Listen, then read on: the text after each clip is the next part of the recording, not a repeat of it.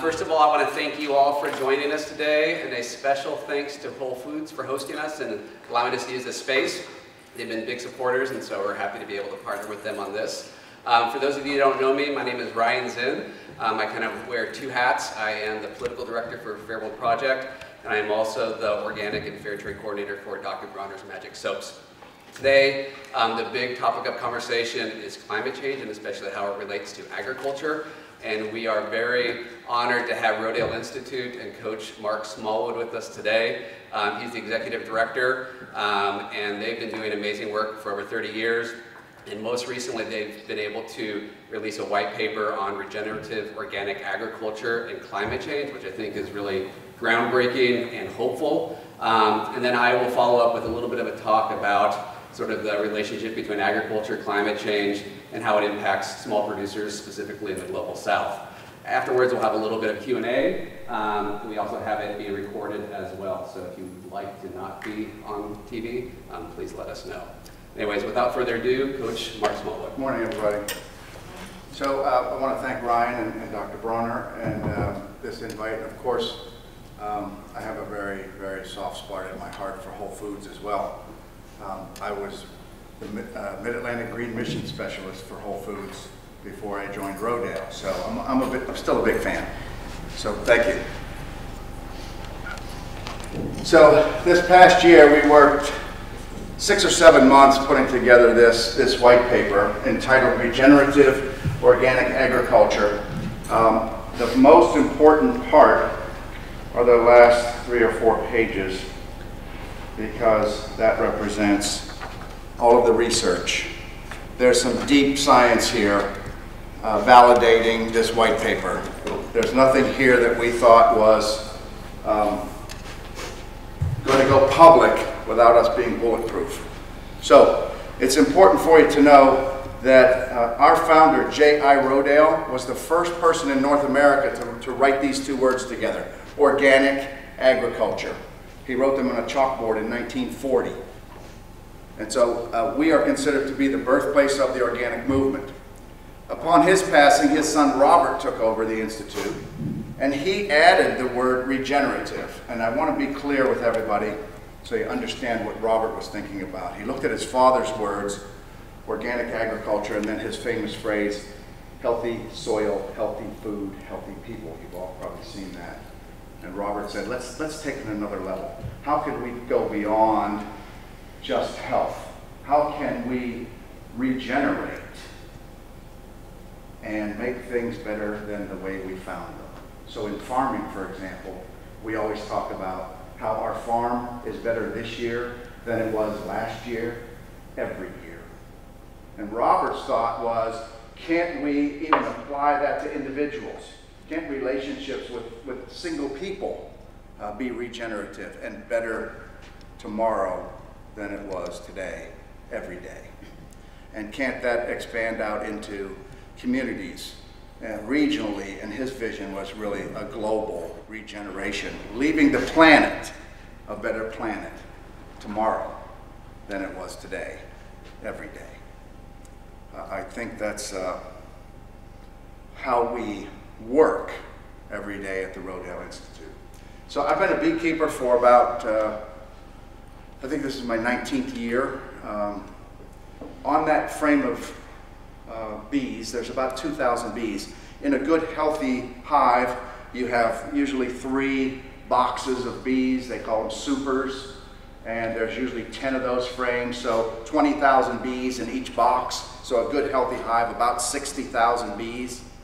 So in the springtime, when beekeepers come out to look at their bees, they take those frames out, just as I'm doing here. And a couple of years ago, I pulled 2 frames out, and I was working them. They were glued together with beeswax, and it's usually a good idea to separate them.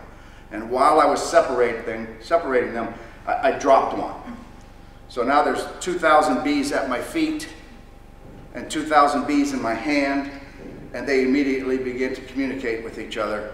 And I think they're saying something like, who's the moron in the hive today? This is not good. So they go into their defensive mode and they start to sting. And so I got stung on the neck a couple of times, and they got me on the arm, and I put this frame back into the hive. There's still 2,000 bees down there, angry, not happy with me. And it took me about an hour to get them calmed down and back into the hive. So I had an hour to reflect upon the lesson that those bees were teaching me that day. So what happens to a bee when it stings and flies off? It dies. That's it. They get one sting. Now there's other insects that bite, and they'll bite multiple times, but honeybees get one sting. And what they told me that day was that they were sacrificing their life for the rest of the hive. They were going to give up their life for the rest of the colony. And that's the lesson I learned that day. And so I have a trigger. So every day when I get up in the morning, I put on green. I remember I was the green mission specialist, so that was kind of my trigger. It was like, okay, that's my job anyway. That's what I do. And so I put green clothes on every day. I have a lot of green clothes. And then I thank all of the plants and all of the animals that were here before us, because that's why we're here now. And I think that ties together nicely with the word regenerative. So there's our hive. That's our colony. And so I challenge all of you today to think of a way to trigger yourself on being a better steward. And I'm not asking you to sacrifice your life. I don't want you to lie down in front of one of these buses coming down Pratt Street and because it's spewing global warming gas. That's not what I'm asking you to do, but I'm asking you to think about how you live your life and how you can be a better steward, like the honeybees, for our hive, for our colony. So here's the problem. Here's what we're faced with.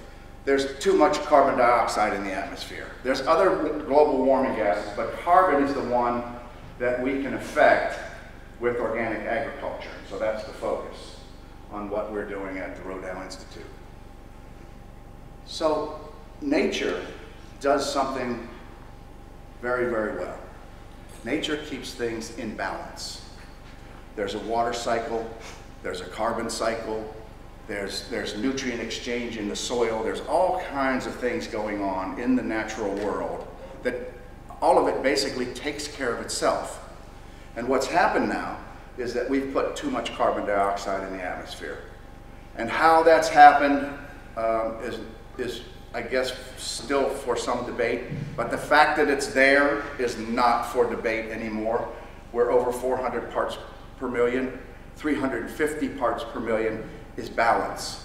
And we need to get back to 350 to put the atmosphere and the carbon problem that we have with climate change back in balance. So take a look at the dates. September 15th, just a few days ago. Strongest recorded storm ever hit the Baja Peninsula. Phoenix, flooding. Look at the date, September 8th. Did you watch the news yesterday? They're filling sandbags in the desert because they're going to get another storm, a tropical storm that's going to hit Arizona today. And they're going to receive a half a year's rain in Arizona today in 24 hours. August 2014. Look at this stuff. June 16th, 2014. The winter of 2014, the hottest heat wave ever recorded. Third hottest heat wave. The polar vortex. We suffered through the polar vortex in Pennsylvania at the Rodale Institute. It was real. If anybody doesn't think it's real, I'll remind you, it was. And this is happening right now, 2014. The worst drought ever in California. They are in a big hurt and in a big struggle, and in particular in agriculture. So we can look at this in two different ways. This is the problem, but in my view, this is the gift that nature has provided us with. It's the wake-up call, because it's not too late. We have a chance to fix the problem, and nature keeps knocking us on the head with a hurricane, or a flood, or a heat wave, or a polar vortex. Wake up, everybody, it's real, and that's the gift that nature is providing us with. the wake-up call to let us know that we need to come up with a solution. So the solution is regenerative organic agriculture, and agriculture indeed is part of the problem. And we always say that if agriculture is part of the problem, then let's be part of the solution too. So how do we fix this using regenerative organic agriculture? Here are the tenets of organic agriculture. Cover crops.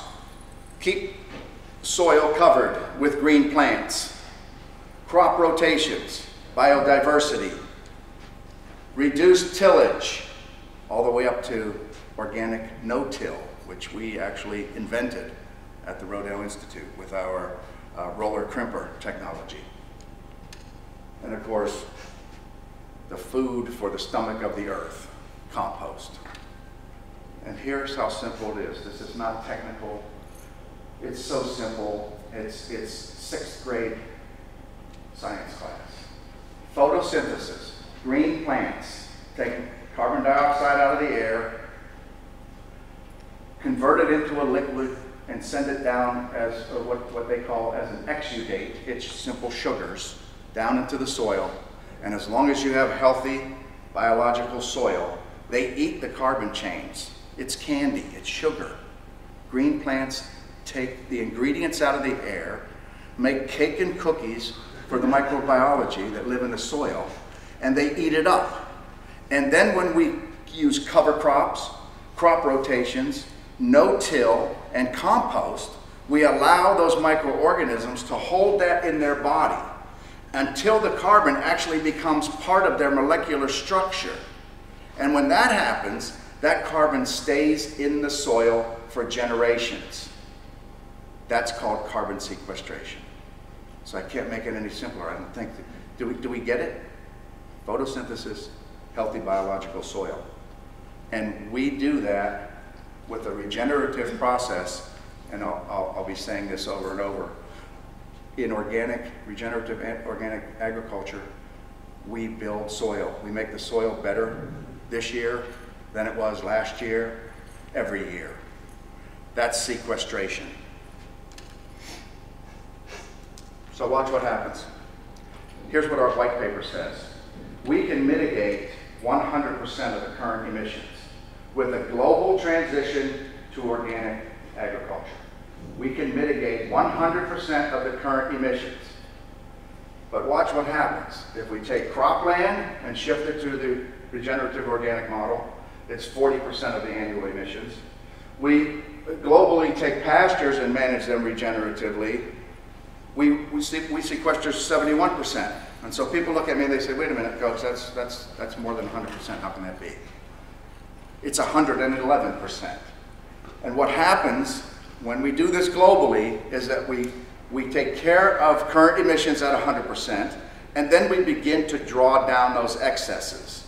And we start to take that number from 400 to 399, all the way back to 350 parts per million, and we get back to balance. And that's regenerative organic agriculture. And that's leaving the planet a better planet today than it was yesterday, every day. So this is always the big question wherever I go, and the pundits want to poke holes in what we do at the Rodale Institute. But can organic feed the world? We had a group from Germany at the farm this week, Thursday, and I showed them some of our data. I took them out to our farming systems trial, and one of them said, but what about the productivity? And I said, good question, because look at the productivity. After 33 years of our farming systems trial, organic yields match or surpass conventional. Now, this is not a 3-year trial, it's not 13 years, it's 33 years of data. The yields are the same. No scientist anywhere in the world would dispute it. So I always say this, if conventional thinks they can feed the world and it's based on yields, then so can we. And if conventional thinks that we can't feed the world based on yields, then neither can they. So we have proven in our trials that indeed we can feed the world organically, and we do it better. We outperform conventional in years of drought. It's not even close. 18 to 33% is what our data shows. Increases in yield of 18 to 33%, even using the seed that those companies that genetically modify them call drought resistant. Can I say that we just kicked their ass? Because we do. Organic replenishes soil health with organic matter, and we use about 45% less energy. It's overwhelming evidence, and it's backed up by 33 years of data. So it's really simple. Work next to nature. I was quoted in the Washington Post a few weeks ago, the fact that we're even having this discussion about GMOs and organic is an insult to the fact that we think that we're more intelligent than the earth itself.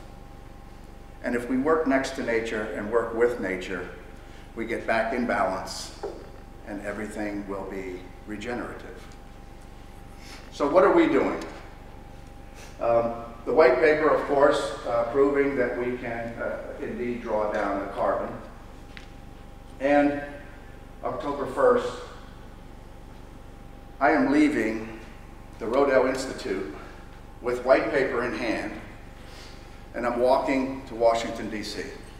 I'm going to hand deliver our study to Secretary Vilsack from the USDA. And two things are going to happen. We're also sending copies to every member of Congress before I get there. So they'll all have this on their desk, and then I'm going to hand one to Tom Vilsack. And two things will happen. They're either going to embrace it and begin to change, or they're going to go silent and we'll hear crickets. And if that's the case, that's the story too. They have the information and they're not doing anything about it. So that's our gift from the Rodale Institute, is to deliver this paper. So I have a short video to show you all. The Rodale Institute has proven that regenerative organic agriculture can reverse climate change. Regenerative organic agriculture can actually capture even more carbon than we currently emit into the atmosphere. We can tip the needle past 100% and actually reverse climate change.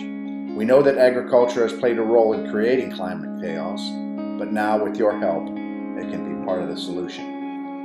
The solution is a global transition to regenerative organic agriculture, which means working with nature to use photosynthesis and healthy soil biology to draw down greenhouse gases. On October 1st, 2014, day one of my walk from our farm in Pennsylvania to Washington, D.C., 160 miles, about 16 days at 10 miles a day. Along the walk, I'll be with farmers, the stewards of the soil. I'll be talking with people who are reconnecting our food system. While in Washington, D.C., I'll hand deliver copies of our study to decision makers and ask how we can help change policies toward an organic planet. But I can't do this alone. Rodale Institute can't do it alone. Please give and help us support the new research our paper calls for. Please lend us your voice and spread this vision of an organic planet. There is hope. We can reverse climate chaos through regenerative organic farming. And the time to do it, is now.